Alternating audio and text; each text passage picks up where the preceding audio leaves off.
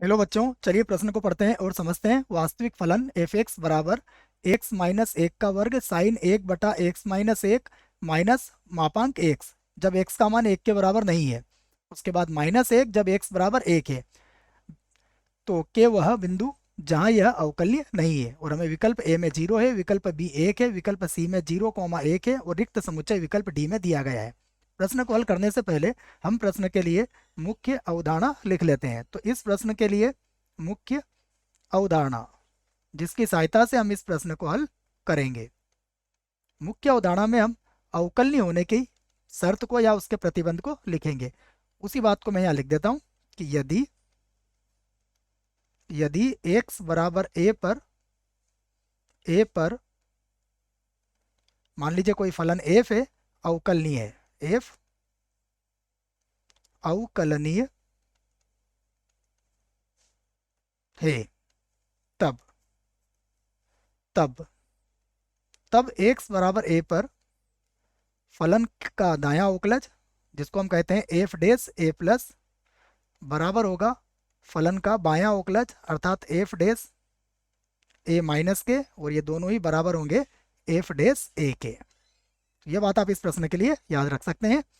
अब हम जो प्रश्न की बात करें तो प्रश्न में देखिए सबसे पहले मापांक एक्स है बच्चों। यदि ये मापांक एक्स है तो हम क्या करेंगे, पहले मापांक एक्स की अवकलनीयता पर विचार करेंगे, उसके बाद फिर एफ एक्स की अवकलनीयता पर विचार करेंगे। तो मैं इसे मान लेता हूं, माना माना इसको मैं जी एक्स के बराबर मान लेता हूं। तो माना जी एक्स बराबर क्या है, मापांक एक्स है।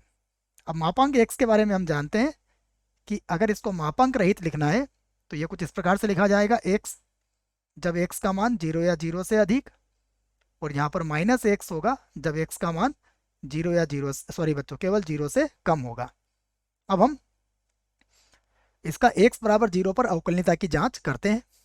तो यहाँ पर हम क्या करेंगे, जब एक्स बराबर जीरो पर इसकी अवकलनीयता की जांच करेंगे, मैं लिख देता हूँ एक्स बराबर जीरो पर अवकलनीयता अवकलनीयता की जांच। तो जब इसकी अवकलनीयता की जांच करेंगे तो सबसे पहले हम क्या निकालेंगे, सबसे पहले हम निकालेंगे जी डेस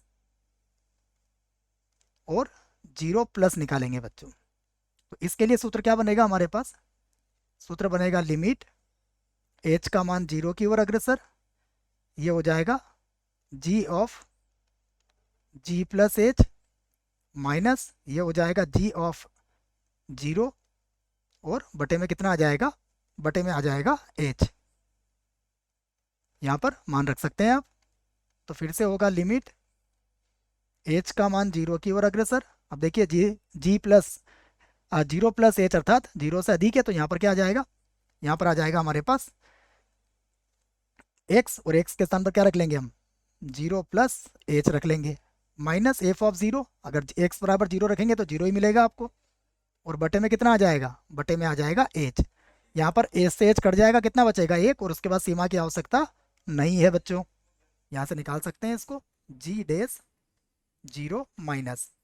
अब देखिए ये क्या बनेगा, लिमिट एच का मान जीरो की ओर अग्रसर, ये हो जाएगा F zero minus H minus F of zero, और बटे में कितना आ जाएगा, माइनस का एच आ जाएगा। अब अगर यहाँ पर मान रखें तो लिमिट एच का मान जीरो की ओर अग्रसर, तो ये एफ ऑफ जीरो में माइनस माइनस प्लस का एच हो जाएगा, माइनस आगे लगाना पड़ेगा, इस प्रकार से लिख देता हूँ मैं, zero minus H minus F of zero, और बटे में कितना आ जाएगा, माइनस का एच। हल करेंगे तो कितना आ जाएगा, माइनस एक।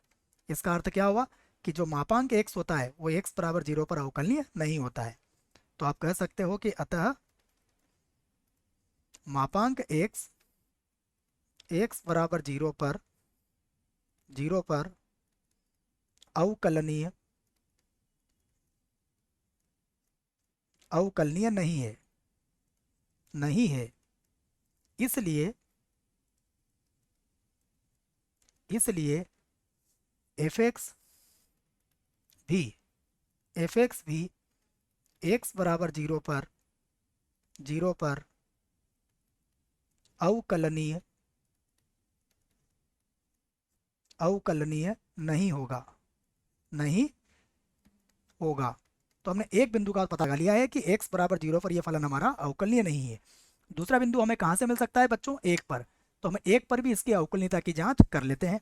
तो अब मैं x बराबर 1 पर इसकी अवकलनीयता की जांच करता हूँ। इस बात को हम लिख भी देते हैं कि x बराबर 1 पर अवकलनीयता की जांच। x बराबर 1 पर अवकलनीयता अवकलनीयता की जांच करेंगे हम। तो जब इसकी जांच करेंगे तो मैं क्या निकालूंगा? सबसे पहले निकालूंगा मैं एफ डैश 1 प्लस का मान। आगे देखिए बच्चों, ऊपर भी कहीं पर अगर हमने एफ लिख दिया है गलती से तो उसको जी माने आप, है ना? कहीं गलती से एफ लिख दिया है, क्योंकि हम ज़्यादातर एफ ही लिखते हैं। फिर भी कहीं अगर लिखा है तो उसको देख लेना आप, ये जी यहाँ पर भी लिख दिया है मैंने जी, और तो कहीं पर कोई समस्या नहीं है। ठीक है, अब देखिए यहाँ पर लिखते हैं हम फिर से। तो ये बनेगा लिमिट एच का मान 0 की ओर अग्रसर, एफ ऑफ क्या हो जाएगा? ये हो जाएगा 1 प्लस एच माइनस ये बन जाएगा एफ ऑफ 1, और बटे में कितना आ जाएगा? बटे में आ जाएगा एच। अब हम इसके मान रख लेते हैं। देखो तो लिमिट एक्स का मान एच का मान 0 की ओर अग्रसर है। उसके बाद 1 बटा एच को मैं यहाँ बाहर लिख देता हूँ। एफ ऑफ 1 प्लस एच, तो 1 प्लस एच क्या हो जाएगा? 1 प्लस एच, और यहाँ देखोगे आप तो माइनस 1 है, तो ये हो जाएगा माइनस 1, और पूरे की घातांक कितनी हो जाएगी? 2। उसके बाद है साइन, और साइन में क्या है? 1 बटा एक्स माइनस 1 है, तो ये हो जाएगा 1 बटा एक्स के स्थान पर आ जाएगा 1 प्लस एच और माइनस 1, ये हो गया। उसके बाद मापांक में है, मापांक में कितना आ जाएगा? 1 प्लस एच आ जाएगा। उसके बाद देखिए एफ ऑफ 1 का मान कितना दिया हुआ है? एफ ऑफ 1 का मान है हमारे पास माइनस 1, तो यहाँ पर क्या लिख देंगे? माइनस 1, और ये कोष्टक मैंने यहाँ पर बंद कर दिया है। अब 1 बटा एच का अंदर गुणा कर लेंगे तो कुछ इस प्रकार से बन जाएगा। ये यहाँ से लिखता हूँ मैं इसको, तो ये बराबर हो जाएगा लिमिट एच का मान 0 की ओर अग्रसर, और अब ये हो जाएगा, देखिए एच से एच कट जाएगा तो यहाँ बनेगा एच साइन 1 बटा एच, और यहाँ पर भी 1 से 1 कट जाएगा। देखिए तो कितना मिलेगा हमें? माइनस 1 मिलेगा यहाँ पर। फिर भी मैं समझा देता हूँ। देखिए माइनस 1, ये 1 प्लस मॉड एच का मान तो 1 प्लस एच ही होगा, तो 1 से 1 कट जाएगा। यहाँ पर क्या मिलेगा आपको? माइनस एच, और हमने इस एच का भाग लगा दिया है तो केवल माइनस 1 मिलेगा यहाँ पर।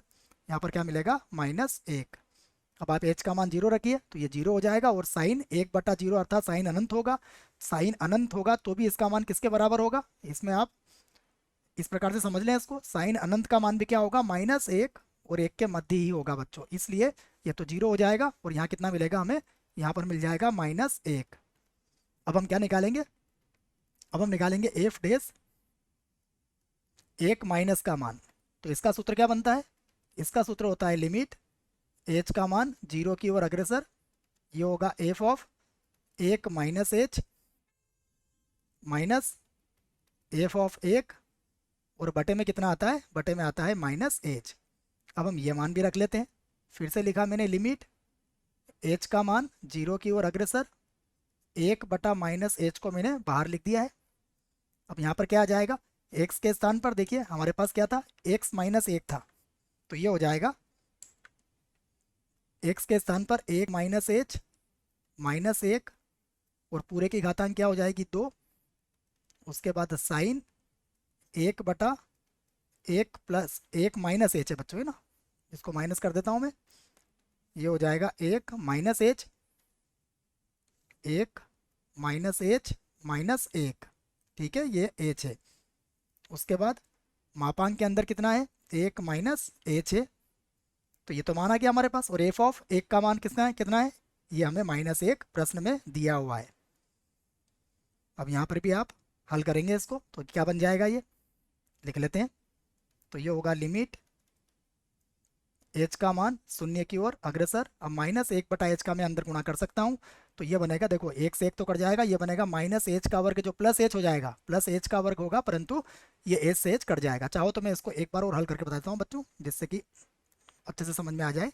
देखिए ये तो हो गया एच का वर्ग, ठीक है, ये हो गया साइन और माइनस 1 बटा एच, ठीक है, ये साइन माइनस 1 बटा एच हो गया।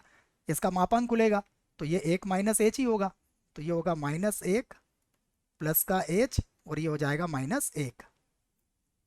ये लिख दिया मैंने -1। अब 1 से 1 कट जाएगा, -h को आप अंदर भेजेंगे तो ये कुछ इस प्रकार से बनेगा। लिमिट